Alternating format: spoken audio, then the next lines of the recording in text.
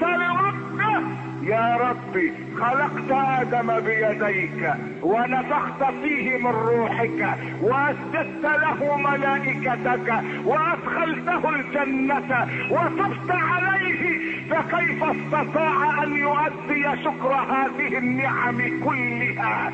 فقال له الله: يا موسى، يكفي من آدم أنه قال الحمد لله رب العالمين. قال موسى: يا ربي، إذا قال العبد يا ربي وهو راكع ماذا تقول له؟ قال: أقول له لبيك يا عبد. قال: فإذا قالها وهو ساجد؟ قال: أقول لبيك يا عبد.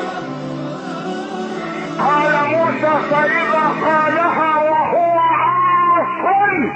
قال: أقول له لبيك لبيك لبيك.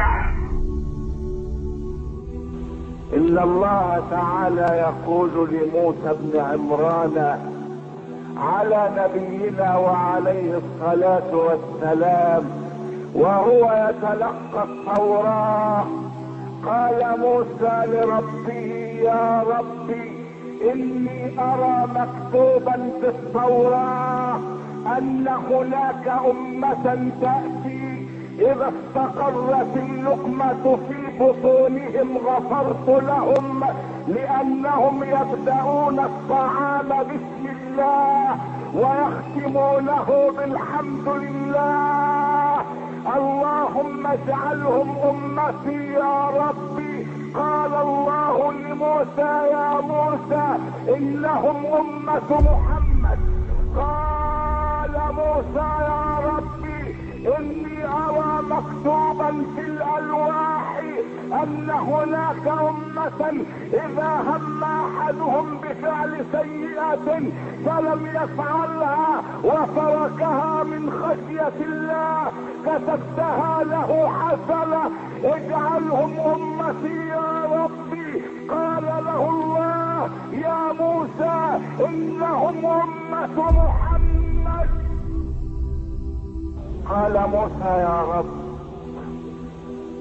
أرى مكتوبا في الألواح أن هناك أمة إذا هم أحدهم بفعل حسنة ولم يفعلها كتبت له حسنة، فإذا فعلها كتبت له 10 حسنات إلى 700 ضعف، اجعلهم أمتي يا رب. فقال له الله: يا موسى، إنهم أمة محمد. فقال موسى: يا ربي، اجعلني من أمة محمد.